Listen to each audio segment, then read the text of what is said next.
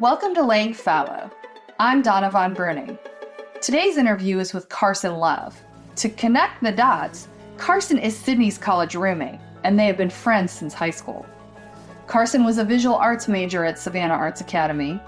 She graduated from the University of Georgia in December 2023 with a degree in wildlife science and will graduate in December 2024 with a master's in forestry resources. She plans to move back to Savannah until she finds a job. Carson is an explorer and lover of nature, and I personally find her fearless.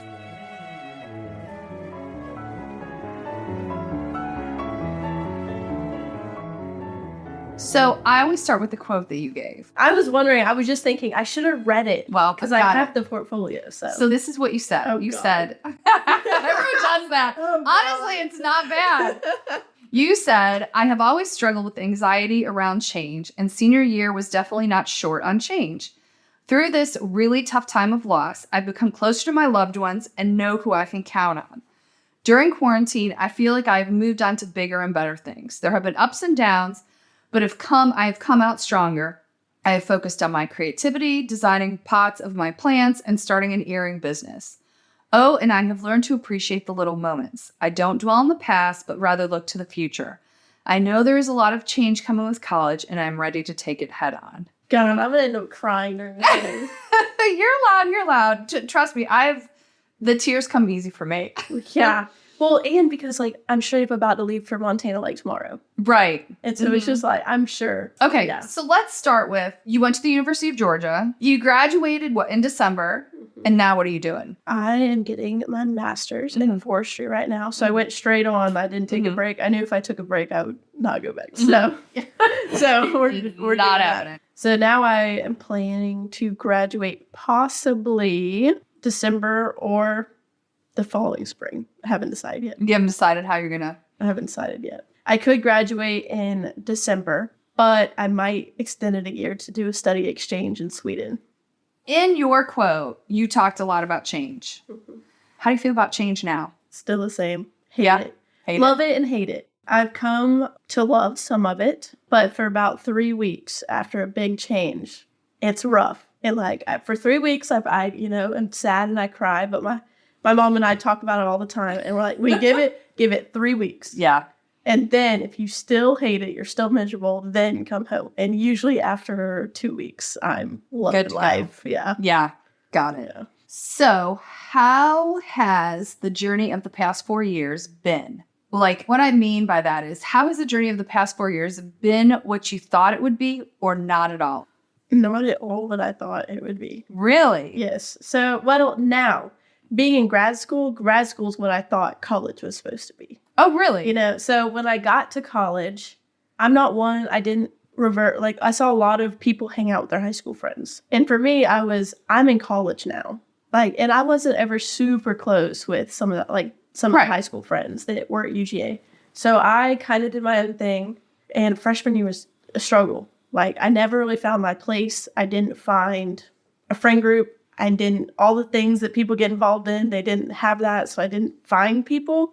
And I didn't find people, when Sydney came and we moved in together junior year, that helped a lot. Because then she was my people. But it wasn't until this last semester that I found a friend group and started finding things that I wanted to do with people I wanted to do it with. And so right now, I feel like I'm living my best life. I have friends. I go and do a lot of things by myself. A lot. I go to concerts by myself. I go travel by myself. I go fishing by myself. And I think having to, not getting that core friend group when I got to college made me become more, independent and things. And I am grateful for that. But I do feel like I missed out on the big college friend group that hung out all the time and went and played Frisbee in the quad or whatever. And, I never had that. I tried a sorority. That didn't work for me. Not really a sorority type. But I tried it because I was I want a friend group. You could have been. I could have been. You could have been. So I tried it. So it wasn't what I expected in undergrad, but now in grad school, I started. I feel like I was just delayed by a couple years. Yeah. That makes sense. Mm-hmm. So I want to just make a comment as somebody who's decades older than you. The fact that you can do all those things by yourself is massive. It's terrifying. You should be very proud of yourself because I have a lot of friends that won't do stuff by themselves. I have no problem doing stuff by myself, but it's a skill. It is. It takes practice, for real. It takes practice, and you should be immensely proud of yourself. I am, because that's what I see, because I never met a core friend group. Right. And so I got tired of, I had friends, but we didn't really have the same interests. And so I quit relying, like somebody would say, oh, I don't want to do that. And then I wouldn't do it because I wasn't doing it alone. And then I got tired of it. I'm like, I'm not relying on y'all showing up for me to do what I want to do. So that's what started it. And I... Shut up for yourself. I did. And I, like, looking back at who I was in the senior year, like, I never would have. I had so much social anxiety and so much, like, self-consciousness about myself. And now I'm like, it's terrifying, but I show up and I make myself do it, and now it's like nothing. And now it's fine. Yeah.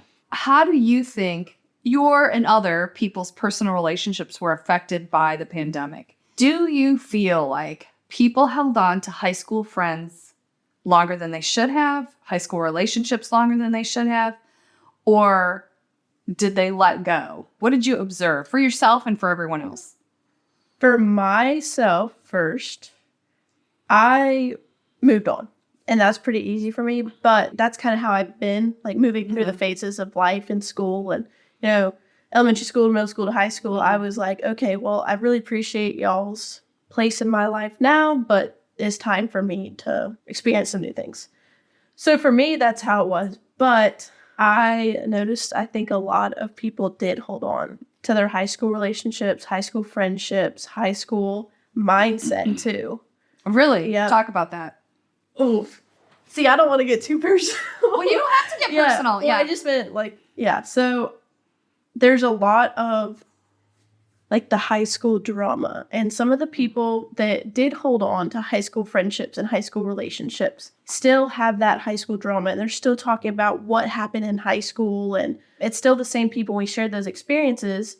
But it's still some of the common things. Like, when you try to talk to someone, the maturity level is sometimes still kind of high school because they're surrounded by their high school friends. Like, they haven't had to get themselves out of that situation and do something else. Do you feel like that's pandemic related? Like, a little bit or not at all? I think a little bit. Part of me wonders because a lot of the Savannah people we know are, like, still in their same high school relationships, moving in together. Like, I don't think they ever explored any other options. It's just, that's what we've been doing, so that's what we're gonna do. And, like, some of me wonders, is it just like a Savannah small town thing? And I know Savannah has the small town thing, even though it's not a small town. It is. Yeah. But I think it's at a much higher rate because everyone latched on to what they knew and what they were comfortable with in high school and weren't willing or didn't want to have to put themselves out there. I think you're not the first person to say that, so don't feel like you're revealing some huge... Well, I just know a lot of it's, like, similar. Right. It's some similar. Of the people you're interviewing are those people. Are those people. Yeah. When I did research on this, I could only find information about college. College graduates graduated into a crappy job market, were stuck, didn't get their graduation. Nobody talked about high school. And it wasn't so much that you missed your high school graduation, which I do think sucks. But for me, it was that whole adult year. Mm-hmm. And so any of the academics or any research that I did come across at all, which there's almost none, referred to it as a trauma. Would you say what happened to you guys, your class, was a trauma? Do you consider it a trauma? And if so, or if not, like, what did it teach you? So I think everyone has their own definition of trauma. And trauma is based off of what a person can handle. So for me personally, at the time, I definitely thought it was a trauma. And it was definitely, not gonna lie, I cried, like, so much. I was not a crier. And during that year, like freshman year at Georgia, I never left my apartment, my dorm. There's nothing to do. Never left my dorm. We weren't allowed to have friends in the dorm. Couldn't walk to the bathroom in the dorm without getting yelled at to put a mask on. So I never left my room. I was crying because I wanted to come home. Like, it was not fun. I didn't have anything to do. I had to work with my doctor and get a therapist and all the things. But I also see it as, like, I don't know, even if we didn't go through COVID, would those trials and tribulations still like happen? Because now there's so much mental health things that people are having to deal with. And did that make it earlier in life? So now I'm able to like deal with it and overcome it better. And it just kind of like jump started me going through that process, because I see people now that didn't have COVID. They're going into college and they still the same thing. They have to go through some things to get their mental health on the right track. And so it was definitely like, I think back and it is a little scarring, but I wouldn't say it was a trauma because I don't dwell on it. Like, it's not a constant thought unless somebody, like, we talk about it. But for me, like, I am thankful for the things that I got out of it, like how much growth I've had and how much more confidence I have in myself and how much closer I am to my family and stuff like that I might not have had. Okay. Tell me, you talked about crying and never leaving your room. Why didn't you come home? What made you stay? That's a good question.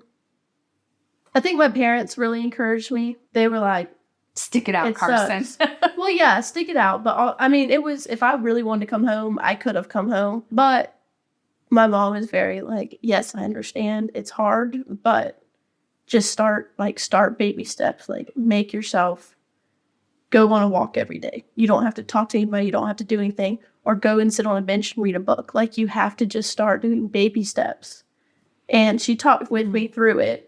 And I did come home every other weekend. I was still up there, but I came home a lot. And I think that was just what helped me. I was able to get out my head a little bit. Because when I was sitting in the room crying, all I had to do was the mind spiral. It was dark. There's like one window. I'm sharing a cubicle with some girl that hated me. And it smelled weird. And there was mold in the bins, college. Right.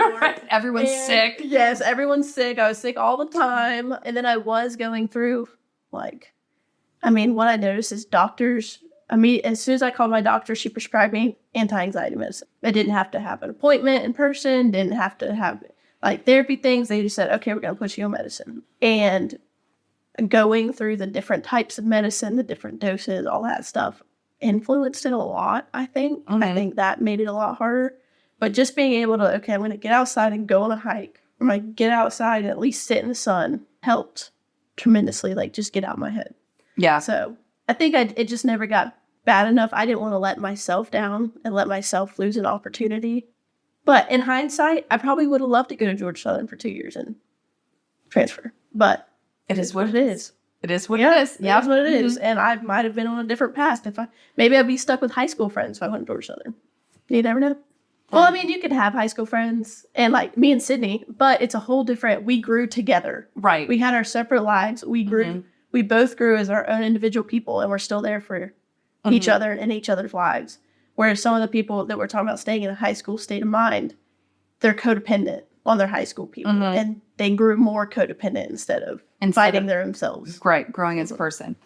What was your greatest loss and your greatest gain? So talk to me a little bit about maybe grief. Like, did you grieve losing the end of high school and losing what you thought would be a fantastic freshman year? I don't think I grieved like losing the end of high school. Like, to me, all of a sudden it was graduation wasn't going to happen. I was like, okay. Like, to me, that wasn't a big, even now, my college graduation, I was like, I don't want to get, high school graduation wasn't anything because they call my name on YouTube, like whatever. And so that I didn't really grieve. I just accepted it, whatever. I think I grieved the fact that like all of a sudden that was the last time I might see the people I've known for 4 years. And even if we weren't besties and there were some things that happened senior year or whatever, but I grieved that the senior trip, I didn't grieve that we didn't go. I grieved that I didn't get those experiences with my friends. And that's what made me the saddest, was like the experiential part.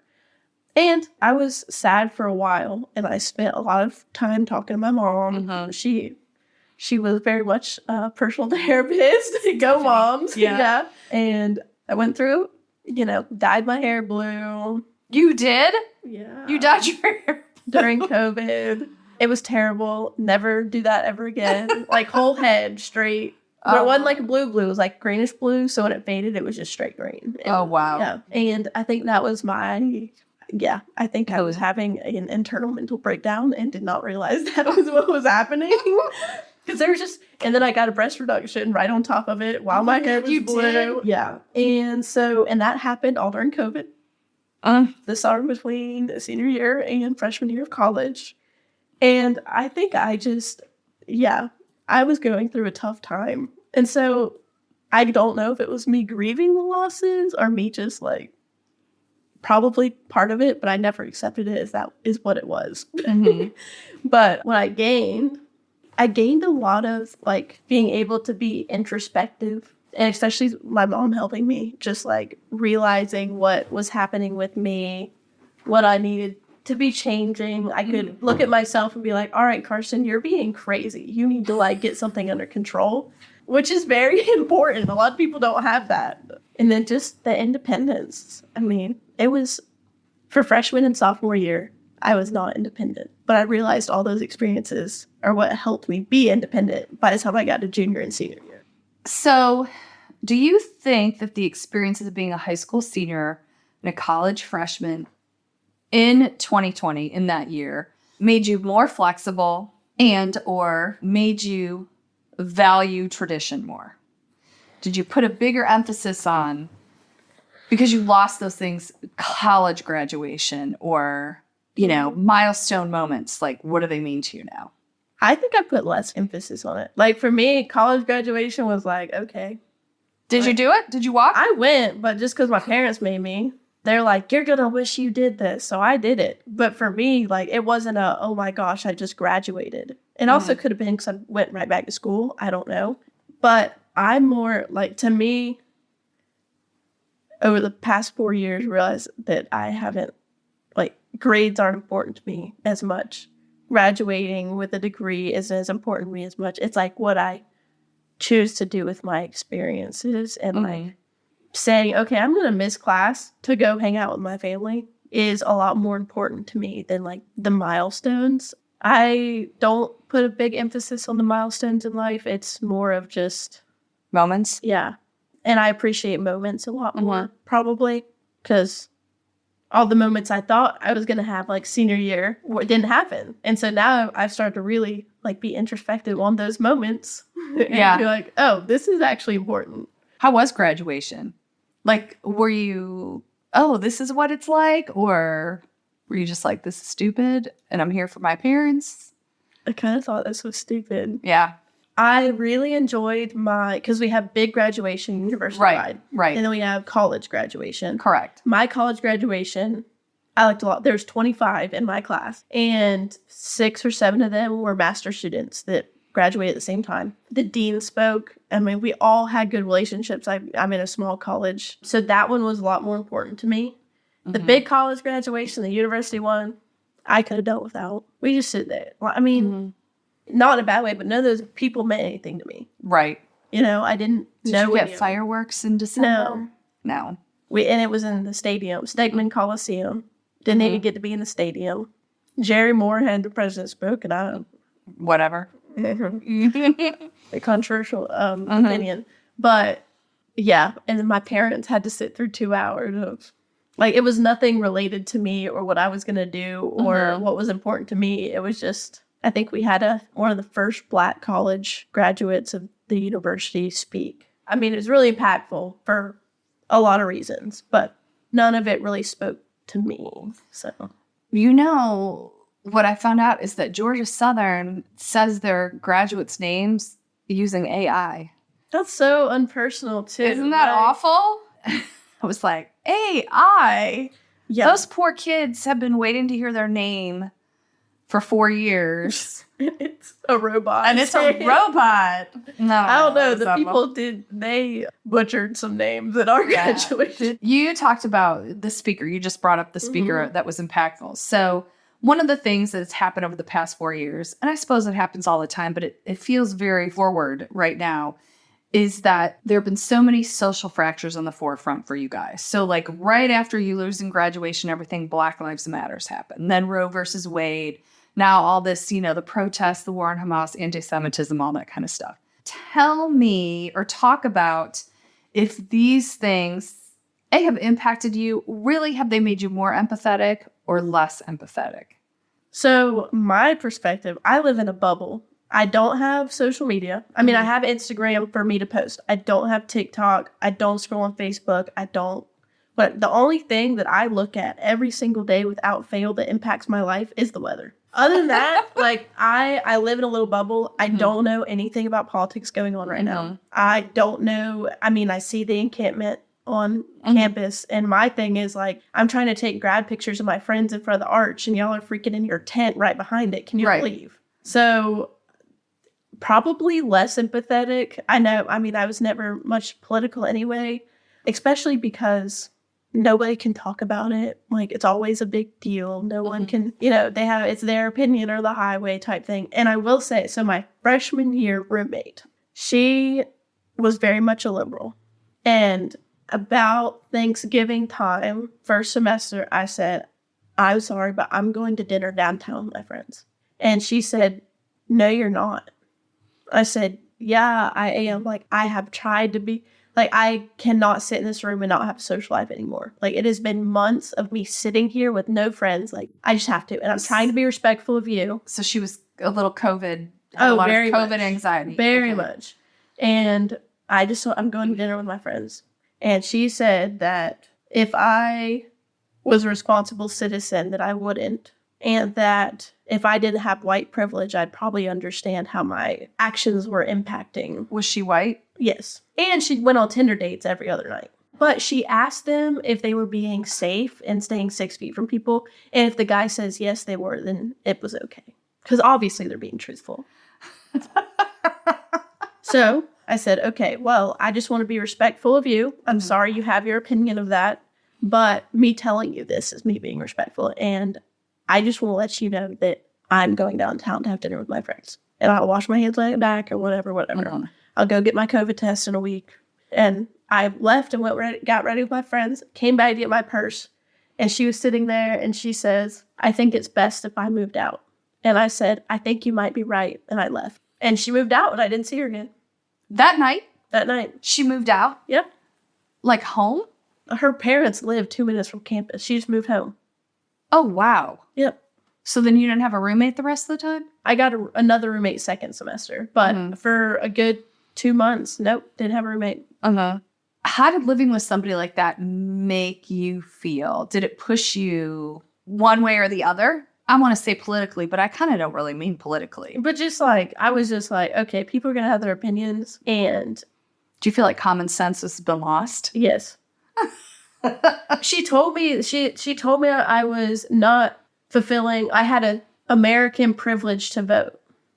And we talked about voting. And I told her, I was like, listen, I'm not going to vote. I just turned 18. I just moved to a new college. Like, if I vote for somebody, I want to make an educated opinion. Like, I want to do the research. I want to know what's going on. I want to know what's happening if I'm going to vote. Because this is like the future of our country. And if I'm not prepared to make an educated vote, like, I'm not going to. And she goes, no, you have to vote. It's your privilege. Like, it's a privilege of you as a citizen to vote. So I understand that and I will. But like, I just turned 18. I just graduated. I don't know what's happening. Like, the world is crazy right now. And she was like, she started getting political and said, well, you need to go vote for Biden. I said, well, what if I voted for Trump? I said, just theoretically, what if I wanted to vote for Trump? And she goes, well, then just don't vote. So it was conversations like that I realized, I know not everyone in the world's like that, but that's when I was really like, I'm not going to get political anyway. I'm going to live in my bubble.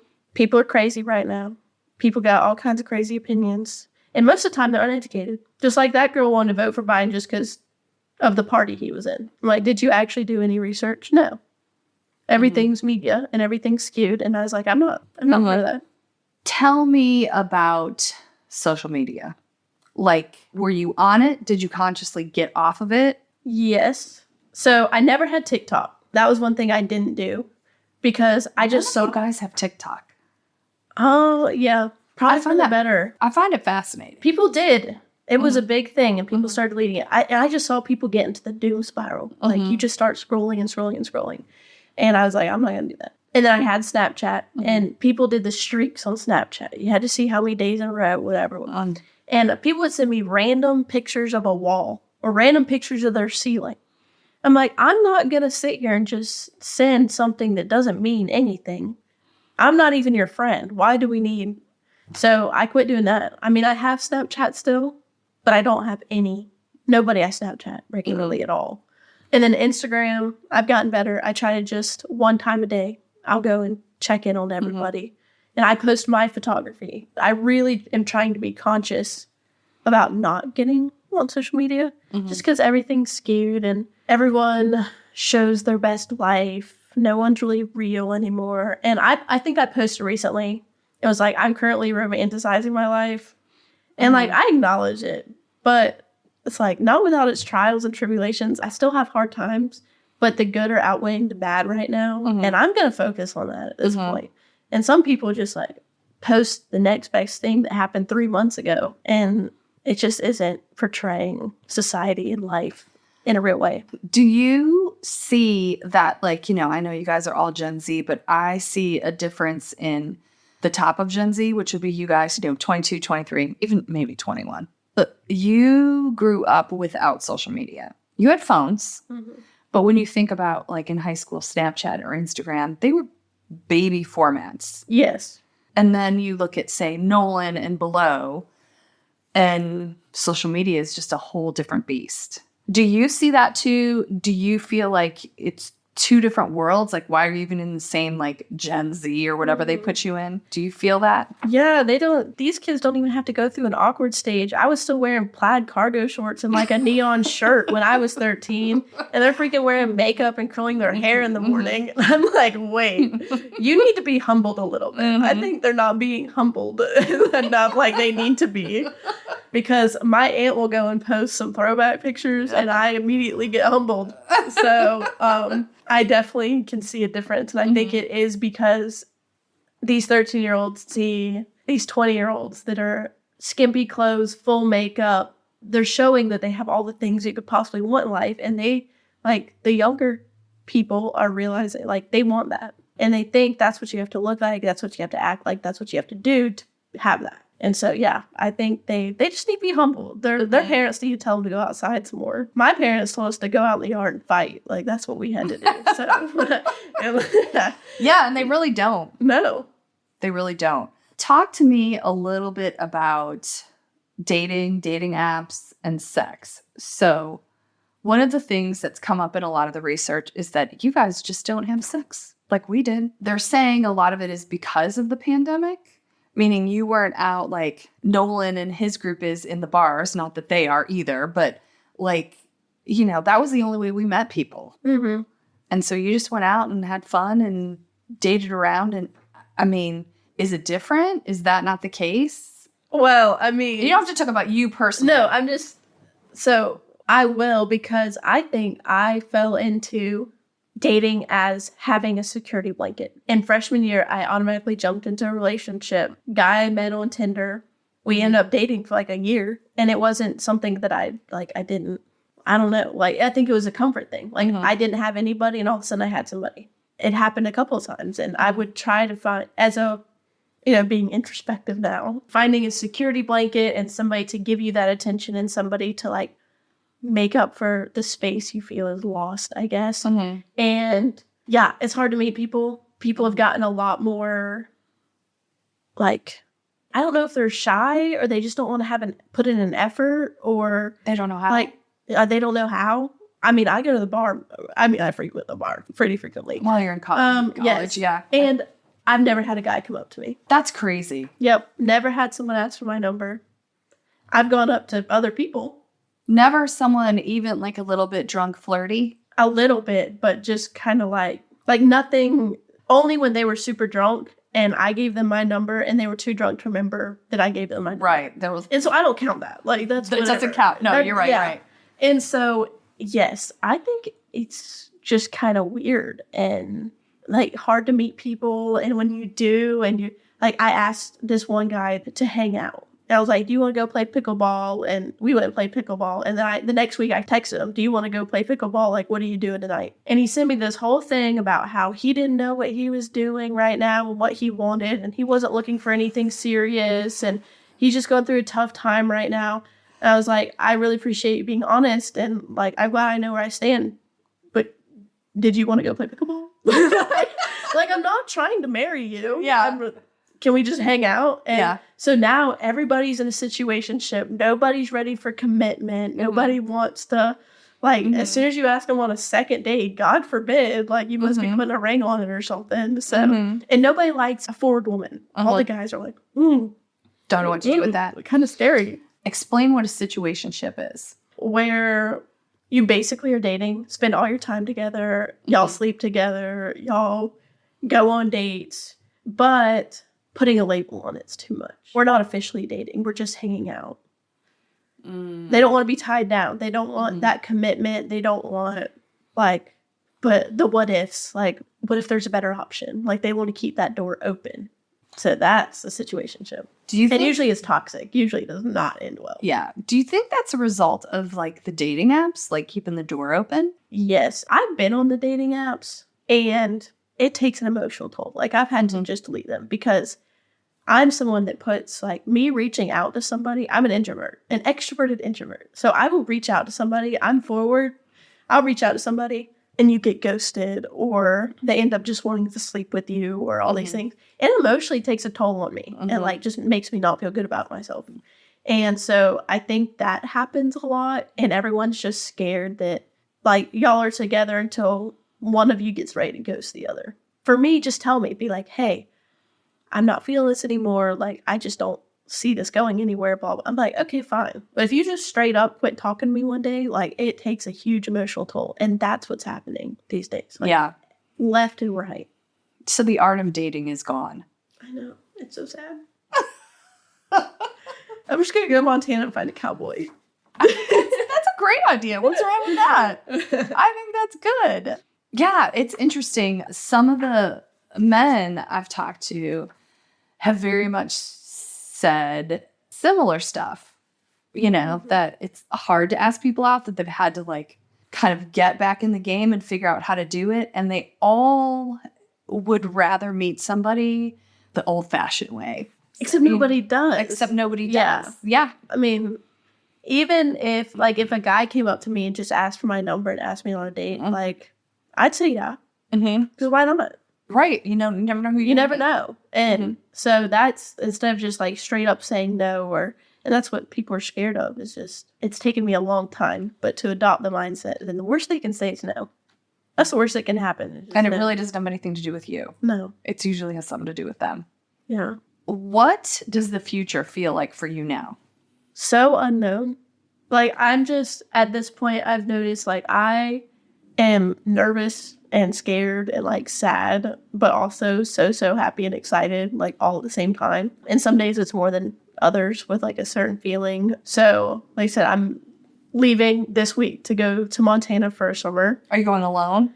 Yep. Well, my dad's driving out there with me. But there's no other student. No. What is this that you're going to do in Montana? So I'm working at a campground, and it was a friend of a friend of a friend that had somebody that managed a campground. And I just told my parents, I want to go out west. This is my last summer. Like, I need to, I don't care what I'm doing. It doesn't have to be an internship in my field. I need to go do that. And so they put the feelers out, and all of a sudden they said, so-and-so knows so-and-so that has manager out there. And I just called them and said, do y'all have any positions available? And the phone call ended up being my interview, and they hired me right then. So that was just like. What are you going to be doing? So I'm going to be doing, like, working in the general store, taking reservations, helping do kayak rentals, canoe rentals, helping people back in their trailers. Might do some landscaping, might do some, like, linens and housekeeping. Where are you living? A trailer, like a 70s model single wide trailer in, like, a storage yard for the campground. So it's provided housing. They sent me a text a week ago that they were just getting the electricians out there to wire it up for me. So this is going to be interesting. There's, like, the rose wallpaper all over it. And I have no college kids I'm working with at the campground. Mm-hmm. It's not one of like the summertime like a college program. kids. Yeah. No, it's like all of them are 40 and up with families. So I'm hoping to like, I don't know how I'm going to find friends. And I'm a big hiker. I love to be outside and hike and all, but I'm terrified of a freaking grizzly bear. And so like, I don't need a solo hike, but how? So it's going to be a whole like to make friends. Where in and actually, Montana? Ennis, Montana. So it's an hour outside of the west entrance of Yellowstone. Okay. An hour from Bozeman. So it's going to be an adventure. That's pretty cool. Yes. That is pretty cool. Yes. So hopefully I make friends. So there's a phenomenon called the quarter century crisis. And it is when basically you turn 25 and everything about where you thought you'd be doesn't seem to be true. So it's generally a period of like uncertainty, disillusionment, questioning, all those things. Is that something you think that your class will actually go through? Having all of that happen to you so young, like at 18, where yes, definitely some. But for me, I don't know if I will. I mean, I'm constantly going through a quarter life crisis. Like, that's a theme. Every couple of months, I'm just like, what is happening? Yeah. And so, but it was like you said, so up in the air and questioning and what's going to happen like 4 years ago. But you never know. And then just like the people that are stuck in high school and high school friends, and it very well could be they just stay that way and they're content with it. Or when they reach 25 and they're married and have a house and they go, oh crap, is this actually who I want to marry? Yeah. And so I think it's going to happen, and I think it might be worse. What I've noticed is a lot of people, like I said, I'm a very big go-getter. Mm-hmm. I have worked hard to be someone to put myself out there. I approach people. But I think I am a minority in this generation. And a lot of people are sitting there waiting for life to happen to them. Because that's all they've had. I mean, all of these decisions have kind of been taken away. And it's straight out of high school, like, okay, well, now you can't go anywhere. You can't do anything. But you go to college. Like, it's everything has been happening to them, not as me decisions have been made. So that's also with dating, with jobs, with anything. It's, okay, well, I'm just going to sit here and I'm going to wait for the door to open for me. And it never, ever will open for you. You go on LinkedIn and someone has a job you might be interested in, send them an email. Be like, hey, I'd love to meet just to get advice. And so recently I went to a conference. I got a scholarship to a conference for the Professional Outdoors Media Association. Oh, cool. And it's all photographers, writers, bloggers, podcasters. I have a friend in it. Oh, okay. And so I showed up not knowing, not even a single soul. And I showed up, never wrote an outdoor. I took some outdoor photography, but like, that's it. Sure, I'm here, but I'm here. Yeah. And all of a sudden, like, I have these people, I had 2 meetings today on the phone with people like, we'd love for you to start writing for us. So we'd love to help you get published, and like, please reach out anytime. And so I went there and I made probably the worst business cards in history, but I have no title. Like, I can't, I don't have anything. So I probably worst business cards in history and made a ton of them and handed them out to everybody. And people are doing that. No. And no one's telling them to. No. It's so interesting. Super interesting. So just 2 more questions. What do you think people misunderstand about 22-year-olds today in your Taylor Swift era? A lot of people, I think, everyone says you're not supposed to know what you want to do. Mm-hmm. But they follow it up with, but what do you want to do? So it's kind of it's commonly known that someone in their young 20s doesn't know what they're going to do.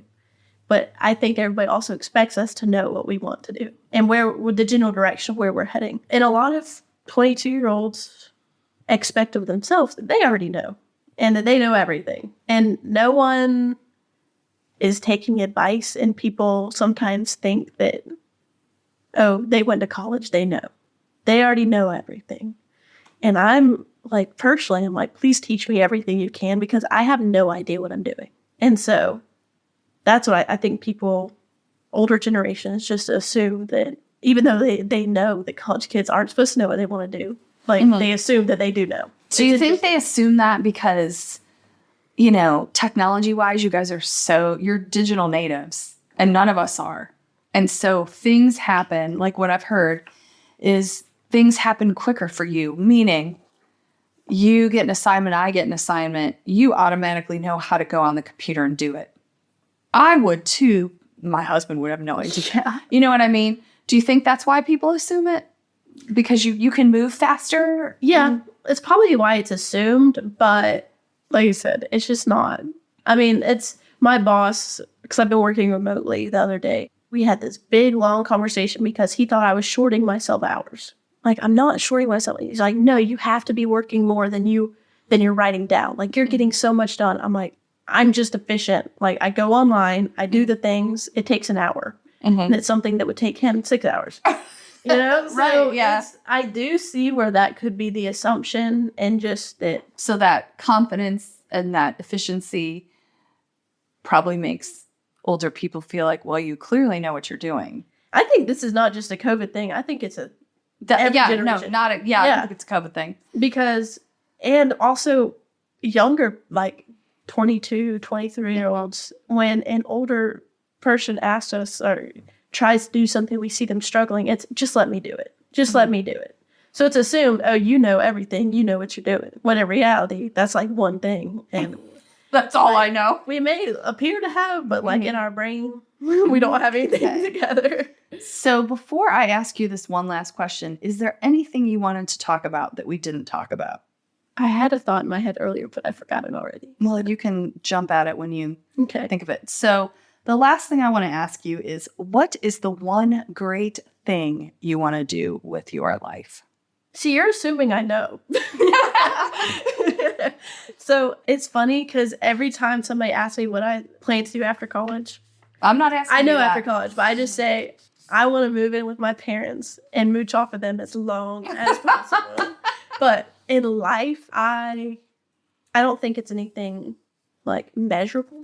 I want to be happy with where I'm at. And that doesn't mean like what I think is going to make me happy right now, but like actually just be content and be okay with if I'm not making as much money.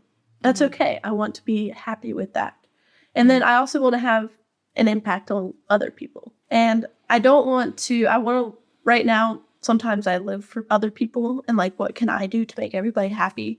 And I want to work on that. And I don't need to always make other people happy, but I would like to when I can, if it's going to make me happy, like, and them at the same time. That's what I want to do. I just want to have an impact on other people in my life. So you do know what you want to do. You're like, yeah. That's perfect. It's not measurable, but it doesn't need to be measurable. Yeah. I've gotten all kinds of answers. And none of them were what you would think. Yeah. None of them were like, well, I'm going to make $1 million by the time nobody answered that. Yeah. I think at this point we all understand, but there's a few that may make $1 million. But yeah. We're okay with the fact that we might not be that person. All right. Awesome. Is there anything else you can think of? We talked about dating. We talked about sex. We talked about social media. We talked about grief. We talked about loss. Dogs. What about them? Having a dog in your 20s. There's this video that Sydney sends me that says, everyone always talks about that one heartbreak you had in your early 20s that, was your defining heartbreak. But no one ever talks about the dog you get in your 20s that teaches you, like, the meaning of true love. And I definitely think that my dog, like, I don't think I would have. And I don't want to be like, I've turned into that person that always talks about her dog. And, like, my screensaver's my dog. And I never thought I'd be that person. But here I am. My screensaver's my dog. And I don't think the last, 2 years I would have been as successful as I have without having my dog. Why? Because, if I have a bad day, I come home and she's happy to see me. If I'm in one of my slumps and I'm like, I want to veg today and not get out and be in my pajamas, I have to get up and take her on a walk. And that gets me outside. That gets some sunshine on me. That helps me get out of my head. We take a nap on the couch together every day. I'm always somebody that, as much as I don't want to admit it, I can be codependent. Like, I like to have somebody. And that's always been why I jump from boyfriend to boyfriend, because I want somebody. And having a dog Like, I'm living my best life single. Like, of course, obviously, I'd love to meet somebody. Sure. But I'm not, like, in a rush, you know, because she's always ready to go somewhere with. I have really had to work on training her. So that's, like, something that I have to do with intent and purpose. And then you see the outcome of that.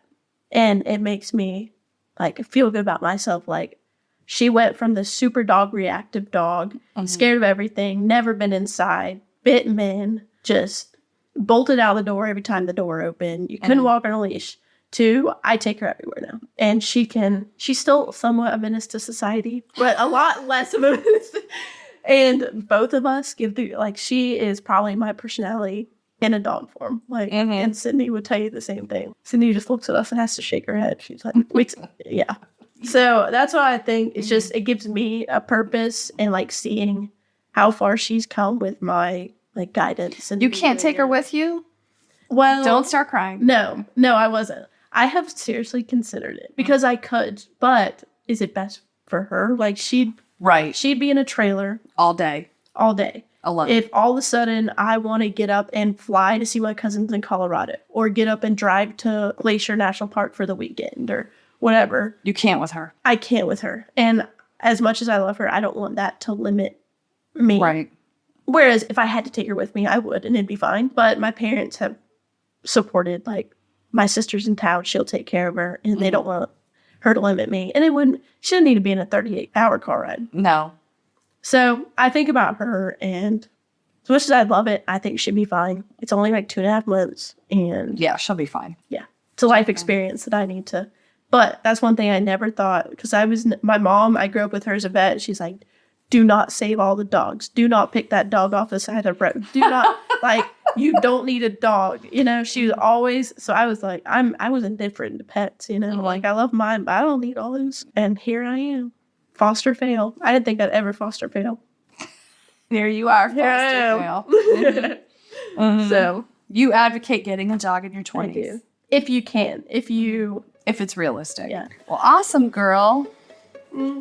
Thank you so much. This was fun. Was it? It's fun to catch up.